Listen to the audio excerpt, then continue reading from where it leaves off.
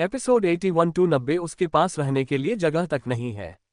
उससे शादी कौन करेगा और किस लिए? मिट्टी खाने के लिए या उत्तर पश्चिम से आने वाली हवा खाने के लिए? तांग जिनियन हमेशा से यह सोचता रहा है कि उसने अपने छोटे भाई को पीछे रखा है। इसकी वजह यह थी कि कई साल पहले सांग जिलान ने तांग जिजुन पर खेतों में बनी झोपड़ी में रहने के लिए जोर दिया था। उसे हमेशा इस बात का पछतावा रहता था, लेकिन इन सब बातों के बावजूद वह अपने छोटे भाई के लिए पत्नी ढूंढने के लिए दृढ़ संकल्पित था। वह दोबारा कभी शादी नहीं करेगा। वह बस युक्सिन का सही ढंग से पालन पोषण करना चाहता था। वह दूसरी बातों के बारे में ज्यादा नहीं सोचता था। तांग परिवार का भविष्य पूरी तरह से जिजुन पर निर्भर था। अगर तांग जिजुन को पता चलता कि उसका बड़ा भाई उसकी वजह से इतना भारी बोझ उठा रहा है, तो शायद वह रो रोकर मर जाता। गांव पहुंचते ही उन्हें जानने वाले सभी लोग तिपहिया साइकिल के अंदर की ओर देखने से खुद को रोक नहीं पाए। तांग बंधुओं ने वापस लाने के लिए आखिर कौन सी अच्छी चीज खरीदी थी? TV set, washing machine. गांव वालों को उनके द्वारा उगाए जा रहे 8 ग्रीन हाउस में लगे धनिये के बारे में कैसे पता नहीं चला? सब्जी विक्रेताओं का रोजाना आना जाना लगा रहता था और इस साल धनिये की कीमत आसमान छू रही थी। ये फसल तांग भाइयों के लिए वाकई एक बड़ा मोड़ साबित हुई। उन्होंने धनिये के 8 बड़े ग्रीन हाउस लगाए थे और दोनों भाई सब्जी की खेती में माहिर थे। सब्जियां अच्छी मात्रा और गुणवत्ता में उगाई गई थीं। इस बार वे कई हजार अधिक कमा सकते हैं। जिनियन, तुमने क्या खरीदा? हरी आंखों वाली एक महिला पास आए और तिपहिया साइकिल में रजाई के नीचे उभरी हुई चीज को ईर्ष्या और लालसा भरी निगाहों से देखने लगी। वह उस रजाई से ढकी वस्तु पर हाथ रखने में असहज महसूस कर रही थी। उसकी ऊंची कीमत का अंदाजा लगा रही थी, कहीं वह टीवी तो नहीं है। उस गांव में कुछ ही परिवार टेलीविजन खरीद सकते थे, लेकिन अब तांग बंधुओं का परिवार उन गिने चुने परिवारों में शामिल हो गया है। कुछ खास नहीं है आंटी, तांग जिनियन ने जल्दी से अपना हाथ बढ़ाकर उस महिला के हाथ को रोक दिया, मानो वह किसी घटिया आदमी का हाथ हो। वह नहीं चाहता था कि वह रजाई से पर्दा हटाए। ओह जिनियन, मैं बस एक नजर डालना चाहती हूँ। मैं तुम्हारा सामान नहीं ले जाऊंगी। तुम्हें किस बात का डर है? लोग ऐसे होते हैं कि अगर आप उन्हें कुछ देखने नहीं देंगे तो वे सोचेंगे कि आप कुछ छिपा रहे हैं। तांग जिनियन, जो अवाक रह गया था, उसे समझ नहीं आ रहा था कि क्या कहे। उसने बस उस महिला का हाथ रोक दिया और कहा, आंटी, आप रजाई नहीं हटा सकती। मैं ऐसा क्यों नहीं कर सकता? मैं आपसे आपकी चीजें तो नहीं मांग रहा हूं। अपनी वरिष्ठता से प्रेरित होकर उस महिला ने तांग जिनियन के विरोध के बावजूद कार्रवाई करने का फैसला किया। उसने उसे एक तरफ हटाकर तिपहिया साइकिल में रखे नववर्ष के आम सामानों को करीब से देखा। उनमें खरबूजे के बीज, मूंगफली और मिठाइयां थीं, जो आम लोगों द्वारा घर लाए जाने वाले सामानों से अलग नहीं थीं। यहां तक कि सबसे गरीब परिवार भी इन्हें खरीदते थे। रजाई को अचानक खींचकर खोला गया और महिला बुरी तरह डर गई। नन्ही तांग युक्सिन ने अपने छोटे से शरीर को समेटते हुए अपना छोटा सा हाथ आगे बढ़ाया और रजाई वापस मांगी। तांग जिनियन ने झट से अपनी बेटी को रजाई उड़ाकर उसे अपनी बाहों में भर लिया। बच्चों को कभी भी ठंड में नहीं रखना चाहिए। इतनी कड़ाके की ठंड में रजाई हटाना तो बीमारी को न्योता देने जैसा था, है ना? वह महिला बहुत शर्मिंदा लग रही थी। तुमने सीधे सीधे क्यों नहीं बताया कि अंदर युक्सिन है? तुमने ऐसा क्यों नहीं कहा? आंटी, मेरी शिनशिन हमेशा से ऐसी ही है, तांग जिनियन ने अपनी बेटी को गोद में लिए हुए समझाया। पहले जब भी शिनशिन बीमार पड़ती थी तो उसे डॉक्टर के पास ले जाते समय हमेशा इसी तरह लपेट देते थे, खासकर इस सर्द मौसम और ठंडी हवा में। भला कोई बच्चे का कंबल कौन हटाएगा? वह महिला अपना चेहरा गुस्से से फुलाए हुए मन ही मन बड़बड़ाते और गालियां देते हुए चली गई।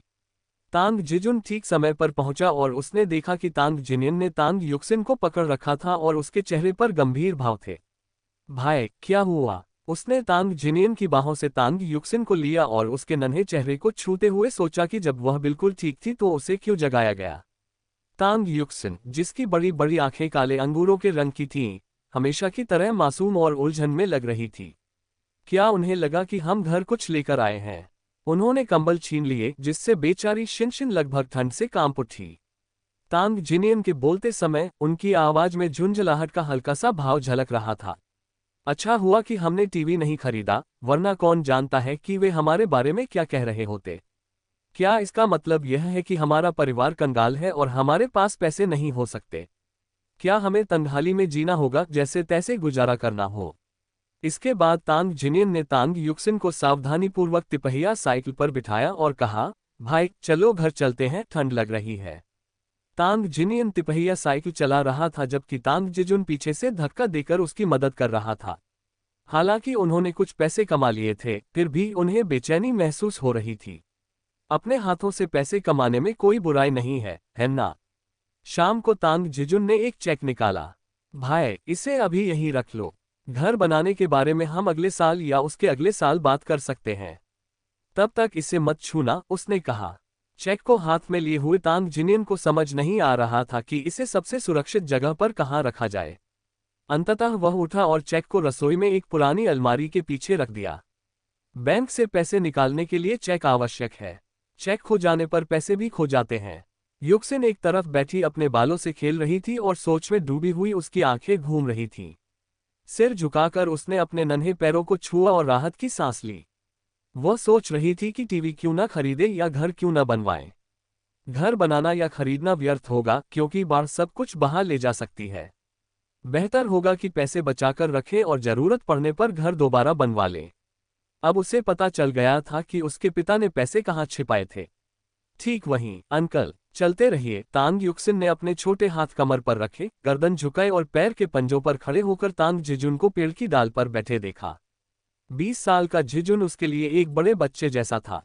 वह लगभग उसी की गोद में पली बड़ी थी। जब वे साथ खेलते थे तो वह उसके बड़े भाई जैसा था, दोनों बेफिक्र। फिलहाल जिजुन ने उसकी सबसे कीमती चीजें लापरवाही से पुरानी प्लास्टिक की चादरों में लपेटकर पेड़ पर टांग दी थीं। उन चादरों के अंदर परिवार के सर्दियों के कपड़े थे। अभी पतझड़ की शुरुआत ही हुई थी और सर्दियों के कपड़े अलमारी में सुरक्षित रखे हुए थे। अभी उन्हें बाहर निकालने का किसी का मन नहीं था, कम से कम 1 महीने तक तो नहीं। भले ही उनके कपड़े कीमती ना हो, लेकिन अगर वे सब खो गए तो उनके पास पहनने के लिए कुछ नहीं बचेगा। युक्सिन को उस साल की बाढ़ आज भी याद थी। भले ही उसने खुद न देखी हो, लेकिन तस्वीरें तो थीं ही। गांव लगभग पूरी तरह तबाह हो गया था। घर ढह गए थे, जमीनें पानी में डूब गई थीं और उनका सारा सामान बाढ़ में बह गया था। गांव में बस कुछ बड़े पेड़ ही बचे थे और इसका एक हिस्सा उनका वंश वृक्ष था। कहा जाता है कि इस वृक्ष को तांग जिनियन के दादाजी ने 100 साल पहले लगाया था।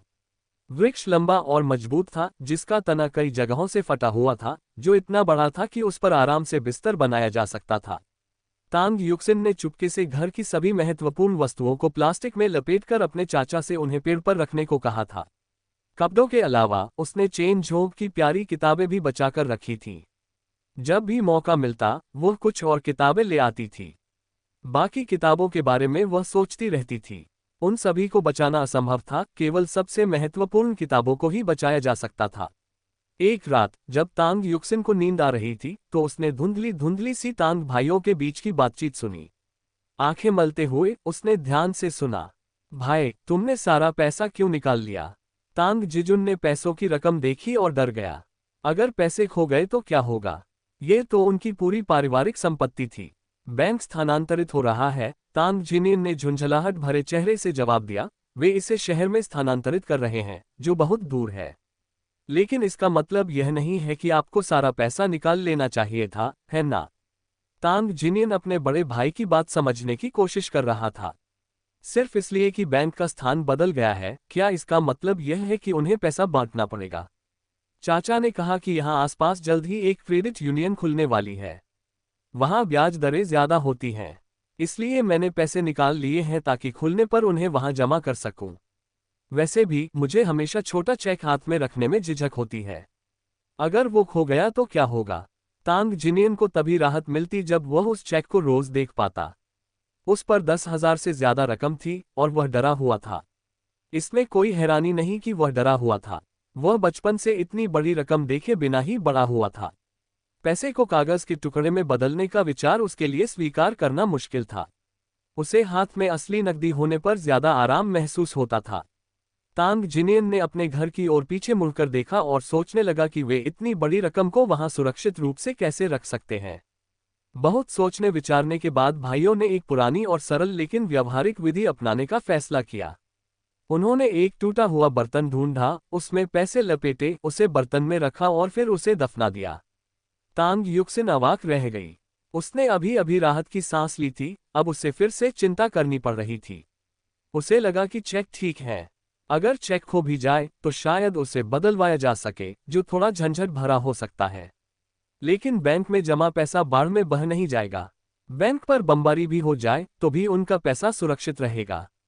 लेकिन अब जब चेक नकदी में बदल गया था तो यह वास्तव में अधिक महत्वपूर्ण हो गया था, लेकिन साथ ही साथ अधिक खतरनाक भी। अगर बाढ़ आ जाती तो उनके पास कुछ भी नहीं बचता। वह सोचने लगी कि पैसे को पेड़ पर कैसे पहुंचाया जाए। इसे अच्छी तरह से लपेटना भी जरूरी था। अगर बाढ़ के कारण आने वाली बारिश में ये भीग जाता तो ये भी खराब हो जाता। जब घर के दोनों बड़े सदस्य बाहर गए हुए थे तो वह चुपके से रसोई में घुस गई। उसने सावधानी से काटने वाले तख्ते के नीचे रखी लकड़ियां हटाईं, इस बात का ध्यान रखते हुए कि उसे चोट न लगे। उसने अपना छोटा हाथ अंदर डाला और एक बर्तन निकाल लिया। फिर उसने बर्तन के अंदर रखी चीजें निकाल लीं। प्लास्टिक की थैली में कसकर लिपटी हुई वस्तु को छूते ही उसे पता चल गया कि यह पैसा है। उसने घड़ा वापस रख दिया और उसके ऊपर लकड़ियां रख दी। हाल ही में तांग भाई खेतों की देखभाल में व्यस्त थे।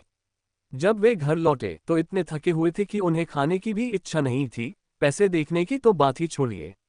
वैसे भी उन्होंने अपने चेक देख लिए होंगे, लेकिन नकदी की तो उन्हें बिल्कुल भी परवाह नहीं थी।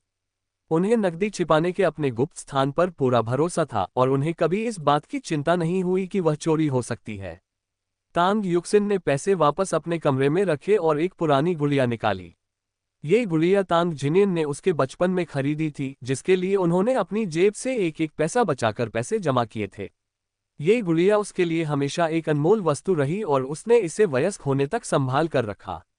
हालांकि 30 साल की तांग युक्सिन के वापस आने के बाद गुड़िया के प्रति उसका लगाव कम हो गया। गुड़िया काफी बड़ी थी, जिसका वजन 50 किलोग्राम से अधिक था।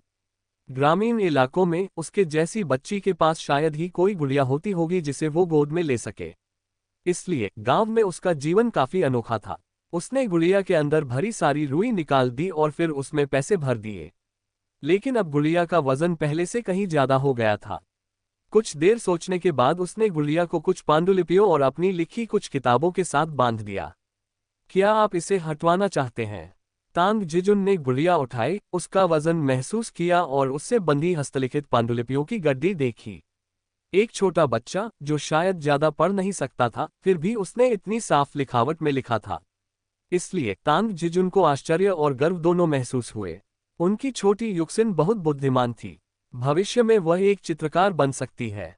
उन्होंने तांग युक्सिन के लिए कई तरह की पहचानें सोचनी शुरू कर दी थी, एक संगीतकार, एक चित्रकार, एक वैज्ञानिक। लेकिन उन्होंने कभी नहीं सोचा था कि तांग युक्सिन भविष्य में डॉक्टर बन सकती है। चिकित्सा के प्रति उनकी रुचि गहरी और निर्विवाद थी। चाचा जी, इसे वहां रख दीजिए, तांग युक्सिन ने बाहर खड़े एक बड़े पेड़ की ओर इशारा करते हुए कहा। उसे डर था कि तांग जिजुन को कुछ पता चल जाएगा, इसलिए वह जल्दी से काम निपटाना चाहती थी। ठीक है, तांग जिजुन ने आंखें सिकुड़ी। वह अपनी भतीजी के अनुरोध को कभी अस्वीकार नहीं करेगा।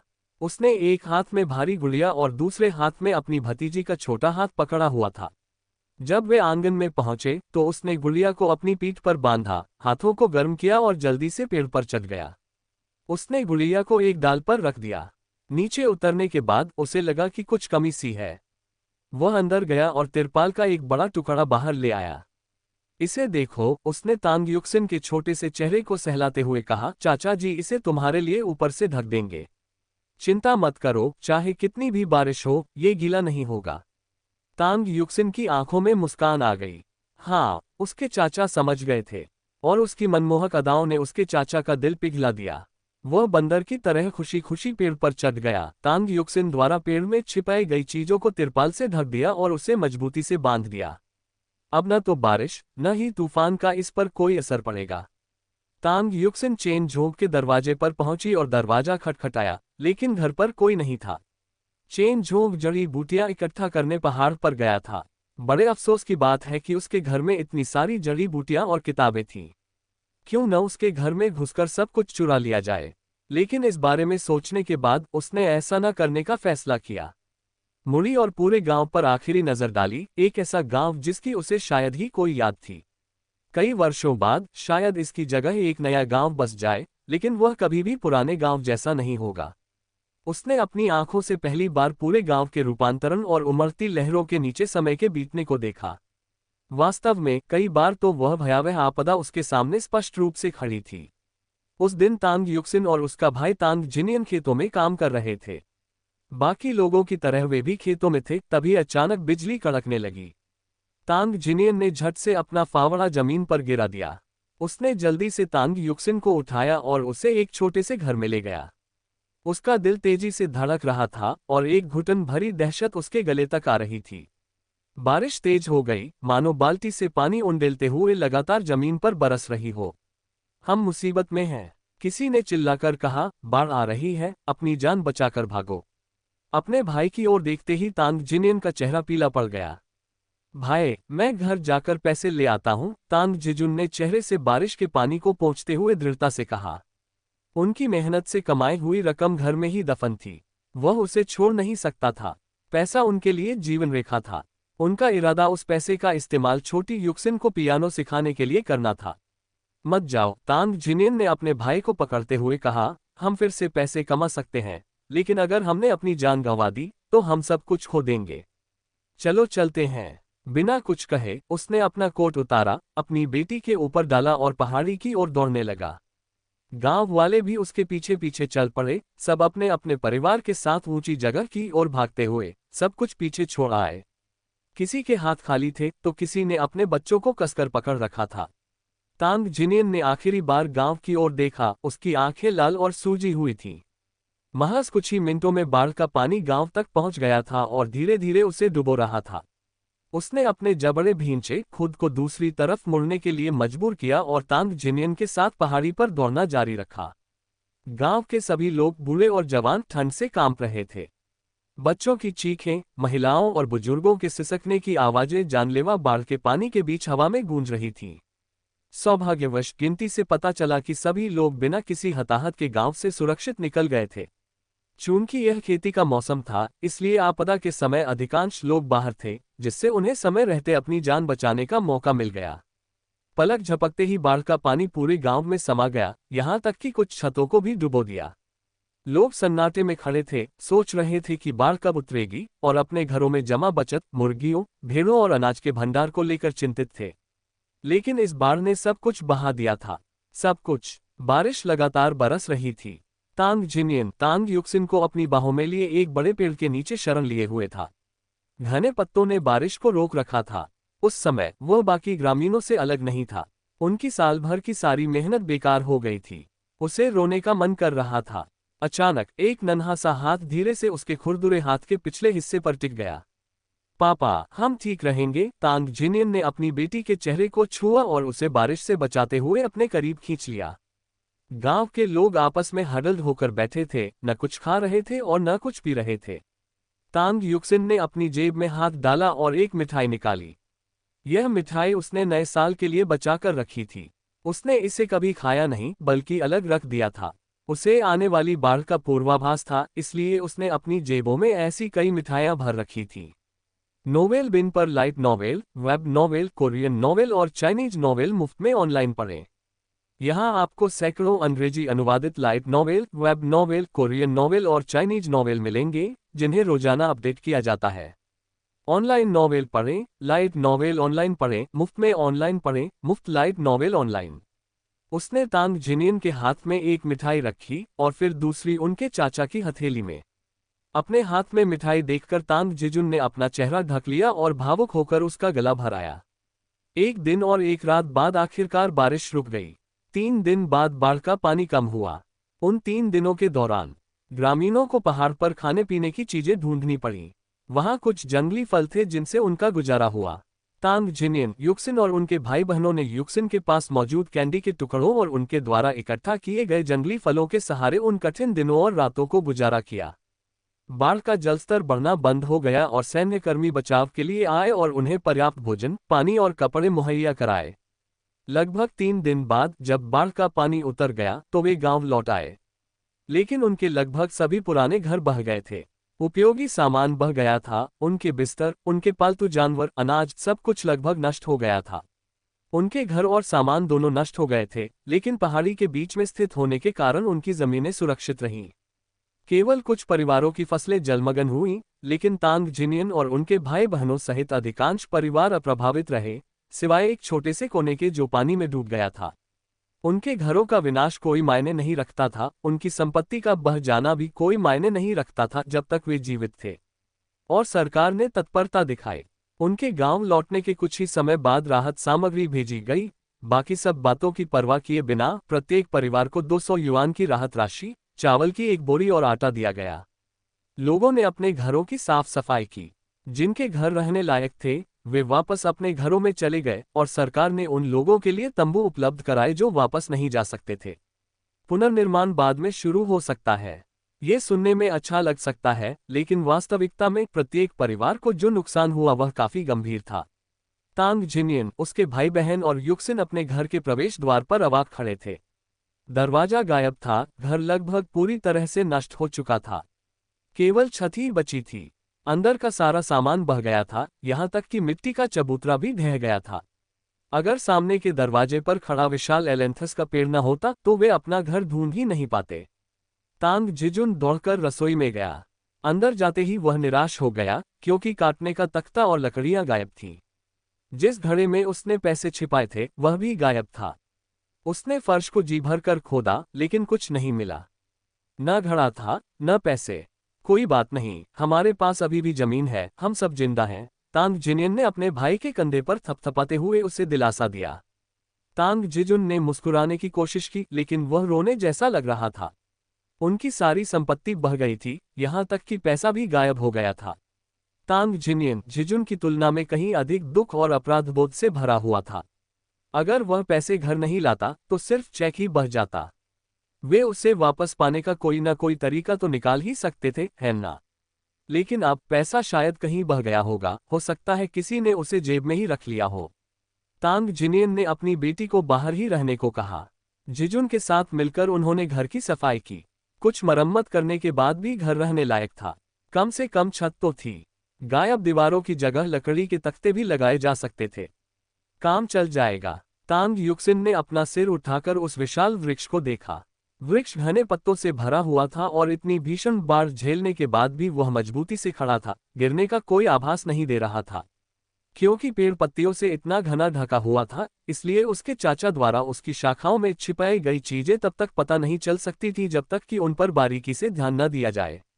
उसने चारों ओर देखा। उसके आसपास के लोग रहने लायक न रहे घरों को खाली कर रहे थे और काम चलाने के तरीके ढूंढ रहे थे।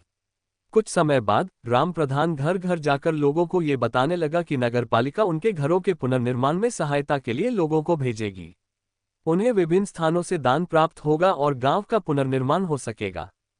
फिलहाल सभी को कुछ कठिनाइयों का सामना करना पड़ेगा और जहां तक संभव हो साफ सफाई और व्यवस्था को प्राथमिकता देनी होगी। वे सब मिलकर इस कठिनाई को पार करेंगे और इसका डटकर सामना करेंगे। बाढ़ बेरहम होती है, लेकिन लोग दयालु होते हैं। उनके घर ऐसी हालत में थे कि वे कुछ नहीं कर सकते थे, लेकिन वे अपनी नई बोई हुई फसलों को बर्बाद भी नहीं होने दे सकते थे। रात होते होते काउंटी ने कई टैंक भेज दिए थे। बाढ़ का पानी जल्दी उतर गया था और जमीन तेजी से सूख गई थी। शाम होते होते जमीन पर कहीं भी कीचड़ नहीं था। हर परिवार को एक तंबू दिया गया था। रात की हवा कड़ाके की ठंड थी और पूरे परिवार को एक ही तंबू में ठूस ठूस कर रहना पड़ता था। वे तंबू के अंदर ही खाते पीते और शौच करते थे। उनका भोजन या तो रोटी होती थी या उबले हुए बंद जो तंबू के पास ही पहुंचाए जाते थे। पानी काउंटी द्वारा एक बड़े ट्रक में लाया जाता था।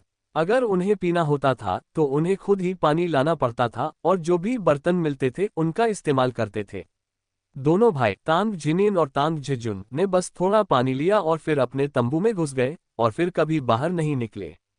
उनमें से कोई भी सो नहीं सका। आधी रात को केवल छोटी तांग युक्सिन सो रही थी, जिसने अपने पिता के कपड़े उड़कर अपना सिर उनके पैर पर टिका रखा था। तांग जिनिन ने अपनी बेटी के बालों पर हाथ रखा और बीच बीच में आहें भरते रहे। रात में हवा इतनी ठंडी थी कि बाहर पेड़ पर लगे पत्ते सरसरा रहे थे। अचानक युक्सिन उठ बैठी। क्या हुआ? तांग जिनिन ने अपनी बेटी के छोटे से चेहरे को छुआ। चिंता मत करो शिनशिन, बाढ़ का पानी चला गया है। हम सुरक्षित हैं, सचमुच डरने की कोई बात नहीं है। पिताजी, वह पेड़, तांग युक्सिन ने बाहर की ओर इशारा किया। हाँ, पेड़। पेड़ के बारे में क्या? तांग जिनिन ने एक फौजी कोट उठाया और अपनी बेटी को उसमें लपेट दिया। उसे भी हवा से पत्तों के हिलने की आवाज सुनाई दी। डरो मत, ये तो बस पेड़ के पत्तों की सरसराहट है। पेड़। तांग युक्सिन ने अपना छोटा हाथ फिर से बढ़ाया। पापा, पेड़। मैं समझ गया। तांग जिजुन अचानक खड़ा हो गया और उसने तंबू का दरवाजा खोला। भाई, छोटी युक्सिन ने पेड़ पर कुछ चीजें अपने लिए रखी हैं। मैं जाकर उन्हें ले आता हूँ। तांग जिनियन असमंजस में था, सोच रहा था कि उन्होंने बिना किसी स्पष्ट कारण के अपना सामान पेड़ पर क्यों रखा है। हालांकि थोड़ी देर में ही तांग जिजुन ने पेड़ से कई चीजें नीचे उतारी और एक एक करके तंबू के अंदर ले आया। तंबू के अंदर मोमबत्ती जल रही थी, इसलिए ज्यादा अंधेरा नहीं था। काफी सारे बैग थे, अलग अलग रखने पर ज्यादा नहीं थे, आज थोड़ा कल थोड़ा। लेकिन जब सबको एक साथ उतारा गया तो बहुत ज्यादा हो गया। लगभग आधा टैंक भर गया था। इतना सारा सामान कैसे है? तंबू का आधा हिस्सा सामान से भरा देखकर तांग जिनियन थोड़ा हैरान रह गया। मुझे भी नहीं लगा था कि इतना होगा, तांग जिजुन ने अपना सिर खुजाते हुए कहा। वाकई काफी ज्यादा था। उसने तेल के कपड़े में लिपटी हुई कोई चीज खोली और जैसे ही उसने बाहरी परत को हटाया, उसकी उंगलियों में एक सिहरन दौड़ गई। भाई, क्या ये हमारे सर्दियों के कपड़े नहीं हैं? तांग जिजुन ने जल्दी से एक कपड़ा निकाला। ये नव वर्ष के दौरान नया खरीदा गया था, इतना कीमती कि इसे आम दिनों में पहनना ठीक नहीं था। उसने इसे अगले साल के लिए बचाकर रखने की योजना बनाई थी। लेकिन तभी अचानक आई बाढ़ ने उससे लगा कि कपड़े बह गए होंगे। हैरानी की बात यह थी कि वे सभी एक पेड़ पर लटके हुए थे। उसने बंडल से कुछ और कपड़े निकाले। वास्तव में वे सभी सर्दियों के कपड़े थे, कुछ उसके अपने थे और कुछ तांग जिनियन के। एक छोटा सा हाथ आगे बढ़ा और उसने एक लाल सूती जैकेट पकड़ ली। ये शिनिक्सिन है। तांग युक्सिन ने अपनी सूती जैकेट को कसकर गले लगाया और कहा, शिनशिन की, पापा की, चाचा की, हमने उन सबको छिपा दिया था। तांग जिनियन को समझ नहीं आ रहा था कि हंसे या रोए। उसने अपनी बेटी को बाहों में उठा लिया। इस चतुर बच्ची ने दूरदर्शिता दिखाते हुए उनका सामान छिपा दिया था। देखते हैं अंदर और क्या है। तांग जिजुन ने एक और पैकेट उठाया और उसे खोला। उसमें कुछ किताबें थीं, संभवतः चेन झोंग की। कपड़े भी थे, ज्यादातर तांग युक्सिन के, और उन दोनों के लिए कुछ कपड़े। कम कपड़े छिपाने के लिए उन्हें दोष नहीं दिया जा सकता था, क्योंकि उनके पास कपड़ों का भंडार काफी सीमित था। हमारी शिनशिन चीजों को अच्छी तरह छिपाना सीख गई है। बाढ़ भी उन्हें बहाकर नहीं ले जा सकी। तांग जिनियन ने अपनी बेटी के गाल को हल्के से छुआ। अब इन कपड़ों से उनके घर का बोझ काफी कम हो गया था। अब कपड़े खरीदने की कोई जरूरत नहीं थी, जिससे उनके काफी पैसे बच गए। उनके पास सिर्फ $200 थे, जिनसे घर की मरम्मत, बिस्तर, बर्तन और कपड़े खरीदने थे। आमतौर पर चारों मौसमों के कपड़े काफी महंगे होते हैं, लेकिन अब उनके पास जरूरत का सारा सामान था। हालांकि ज्यादा नहीं, लेकिन एक साल के लिए काफी होगा। अगले साल तक वे कुछ और पैसे कमा लेंगे और फिर धीरे धीरे और कपड़े खरीद लेंगे। ओह हाँ, और ये भी है, मुझे याद है। तांग जिनियन ने एक और पैकेट उठाया। ये सबसे अच्छी तरह से संरक्षित था क्योंकि इसमें एक गुड़िया थी, उसकी भतीजी की पसंदीदा गुड़िया। उसने ऑयलक्लॉथ की बाहरी परत हटाई और अंदर एक बिल्कुल सूखी गुड़िया पाई। गुड़िया को सिलने के बाद वह उसे तांग युक्सिन को दे देगा। उसके मन में यह बात थी कि तांग युक्सिन को शुरू से ही बस यही गुड़िया चाहिए थी। गुड़िया के अंदर भरी हुई सारी कागज की रुई निकाल दी गई थी, लेकिन तांग जिजुन के हाथ में पकड़ी गुड़िया में कुछ अजीब सा एहसास हो रहा था। ये गुड़िया उसने अपनी भतीजी को उपहार में दी थी। हालांकि गुड़िया के अंदर की रुई पानी सोखने वाली थी, लेकिन क्या वह इसे इतना भारी बना सकती थी? उसने गुड़िया का पेट छुआ, अंदर रुई के अलावा कुछ और भी था। वह बहुत सख्त था। क्या वह कोई किताब हो सकती है? जिज्ञासावश उसने गुड़िया को उठाया और पाया कि उसका पेट फटा हुआ था। उसने अंदर से दोबारा महसूस किया, वह कपास नहीं था, वह कोई सख्त चीज थी। देखते हैं ये क्या है। हमारी शिनशिन ने इस बार कौन सी अच्छी बात छुपाई है? उन्होंने अपनी भतीजी के गाल को हल्के से चुटकी लेते हुए कहा, बताओ तुमने इस बार क्या छुपाया है? तांग युक्सिन बस खिलखिलाकर हंस पड़ी और आज्ञाकारी होकर अपने पिता के बगल में बैठ गई। तांग जिजुन ने झट से जमीन पर गिरी हुई वस्तु को उठा लिया। उसने अविश्वास से उसे अपनी बाहों में थाम लिया, मानो उसे कुछ महसूस हो रहा हो। फिर उसने कांपती उंगलियों से उस वस्तु को अपने घुटने पर रखा और धीरे धीरे उसे खोला। जब अंदर की चीज सामने आई तो उसने आवेग में आकर उसे फिर से उठा लिया। जब उसने अपने बड़े भाई तांग जिनियन की ओर देखा तो उसके चेहरे पर भी वही भाव थे, मानो उसने कोई भूत देख लिया हो। भाई, हमारे परिवार का सारा पैसा यही है, एक पैसा भी कम नहीं। मैंने इसे खुद 3 परतों में लपेटा है। वास्तव में यह उनके परिवार का ही पैसा था। उन्होंने हर नोट को खुद गिना था, निशान लगाए थे और फिर उसे मजबूती से बांधा था। यहाँ तक कि उसे लपेटने के लिए इस्तेमाल किया गया कपड़ा भी नहीं बदला है। यह उनका ही पैसा था। शिनशिन, तुम्हें ये कहाँ से मिला? तांग जिनियन ने अपनी बेटी को उठाया और उसे कपड़ों के ढेर पर बिठा दिया। चाचा ने मुझे ये दिया था और कहा था कि ये खाने के लिए मिठाई खरीदने के लिए है, तांग युक्सिन ने बिना हिचकिचाए जवाब दिया। तुम्हें दिया गया? ये कैसे संभव है? तांग जिनियन ने अपनी आंखें चौड़ी करते हुए कहा, यह पैसा स्पष्ट रूप से मेरे जार में रखा गया था, मैंने इसे कभी बाहर नहीं निकाला। चाचा ने मुझे ये दिया, तांग युक्सिन ने अपनी छोटी सी नाक सिकोड़ते हुए कहा। आखिरकार वह एक बच्ची थी और वह झूठ नहीं बोलेगी। भाई, मैंने नहीं किया, तांग जिजुन मासूम और हैरान दिख रहा था। उसने साफ तौर पर पैसे खुद ही जार में रखे थे, अपने हाथों से वहां डाले थे। शिनशिन झूठ नहीं बोलती, तांग जिनियन ने अपनी बेटी के सिर पर हाथ फेरते हुए कहा, शायद तुमने नींद में चलते हुए उसे ये दे दिया हो। मैं गहरी नींद में सोता था और कई बार सपने में उसे बिस्तर के नीचे लात मारता था। यह एक ऐसी चीज थी जिसका अनुभव तांग जिनियन ने स्वयं किया था। नींद में चलने की यह तथाकथित स्थिति तब होती है जब लोग वास्तव में सो रहे होते हैं, लेकिन क्योंकि उनका ध्यान किसी चीज पर केंद्रित होता है, वे अनजाने में कुछ खास काम कर बैठते हैं। शायद तांग जिजुन अपनी छोटी भतीजी के लिए मिठाई खरीदने के बारे में लगातार सोच रहा था, इसलिए उसने अनजाने में ही जार से सारे पैसे निकाल लिए। और इतने समय तक उसे यही लगता रहा कि पैसे अभी भी जार में ही हैं। क्या ऐसा हो सकता है? तांग जिजुन ने अपना सिर छुआ, क्या सचमुच ऐसा हो सकता है? क्या वह नींद में चल रहा है?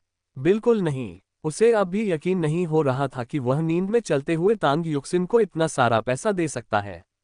लेकिन अगर ऐसा नहीं था तो गुड़िया के अंदर पैसा मिलने की बात वह कैसे समझाता? तांग युक्सिन तो बहुत छोटी थी, उसके झूठ बोलने का कोई कारण नहीं था, और तो और उसे पैसे की कोई समझ ही नहीं थी, उसे ये भी नहीं पता था कि उसे कहाँ रखना है। अगर तांग युक्सिन के साथ कोई समस्या नहीं थी तो शायद वही परेशानी का कारण था।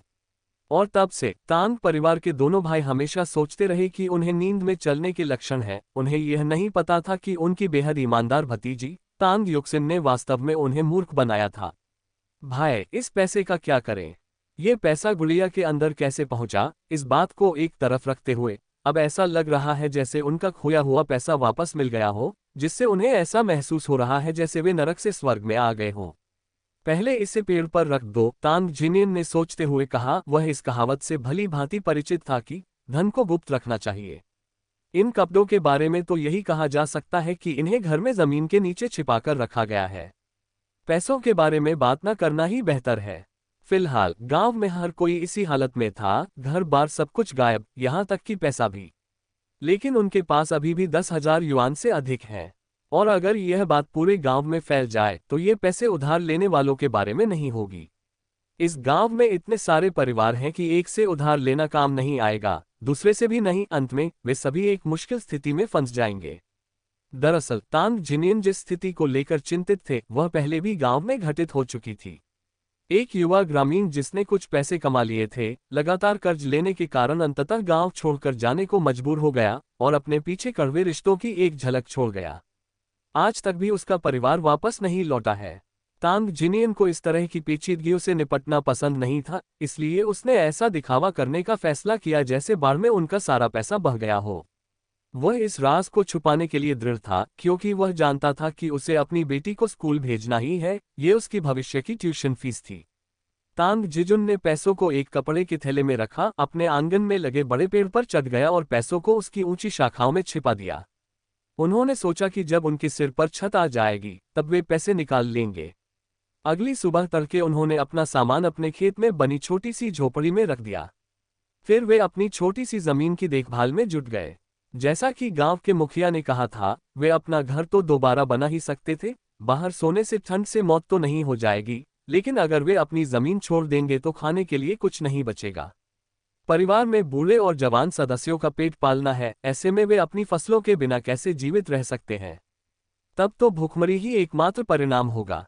गांव के सभी लोगों के साथ साथ काउंटी से आए लोगों ने भी उनके घरों की मरम्मत में मदद करने के लिए हाथ बटाया। कुछ घरों का पूरी तरह से पुनर्निर्माण किया गया, जबकि अन्य की यथासंभव मरम्मत की गई। बहरहाल उन्हें हवा और बारिश से बचाव के लिए एक जगह की जरूरत थी।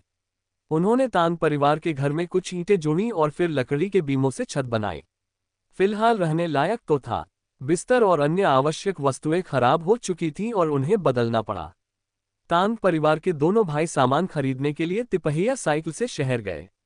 साफ सफाई करने के बाद तांग जिनियन ने लकड़ी के तख्तों से एक मेज और कुर्सियां बनाई। उनका घर धीरे धीरे फिर से व्यवस्थित हो रहा था। वापस आने के पहले दिन तांग जिजुन ने पेड़ में छिपाए गए 10,000 युआन को वापस खोज निकाला। किसी भी अप्रत्याशित दुर्भाग्य से बचने के लिए उसने अगली सुबह होने से पहले इसे शहर के क्रेडिट यूनियन में जमा कर दिया। उन्होंने घर में लगभग 100 युआन ही रखे थे, ये सोचकर कि यह पर्याप्त होगा। दोनों भाई हमेशा की तरह सिर झुकाए खेतों की देखभाल कर रहे थे, इस साल अच्छी फसल और उचित दाम की उम्मीद में। हालांकि उन्हें पता था कि उनके पास अब 10,000 युआन है, लेकिन गौर से देखने पर यह रकम काफी नहीं लग रही थी।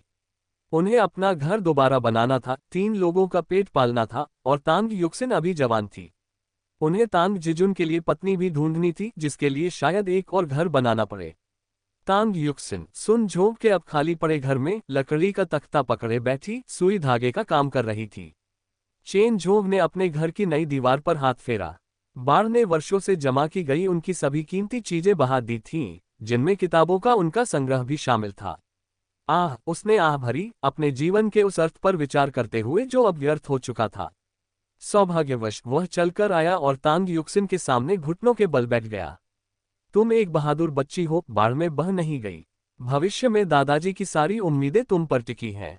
उसने उसके सिर को प्यार से सहलाया और अपने दिल में थोड़ी सी तसल्ली पाई।